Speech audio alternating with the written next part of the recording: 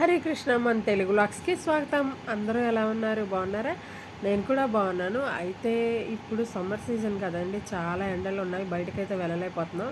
మొన్నే మా మరిది గారు వచ్చారు హైదరాబాద్ నుంచి. వస్తూ వస్తూ మాకైతే ఇన్ని ఫ్రూట్స్ అయితే తెచ్చారు. అలాగే బయటికి వెళ్ళట్లేదు కదా అని ప్రతిసారి వెళ్ళి తీసుకోవడం ఎందుకు, మార్కెట్లో ఒకసారి తెచ్చేస్తాను అని ఈ ఫ్రూట్స్ అన్నీ తెచ్చారు. బంగినపల్లి మామిడిపళ్ళు చూసారా ఎంత బాగున్నాయో. అయితే మా వారైతే తాటి ముంజలు తెచ్చారు. అలాగే నేను ఇంకా వంట ప్రిపరేషన్ అయితే చేసుకున్నానండి. ఈరోజు వంట వచ్చేసి నేను పప్పు చేశాను. టమాటీ పప్పు చేసేసి ఇంకా బెండకాయ ఫ్రై చేసేసాను.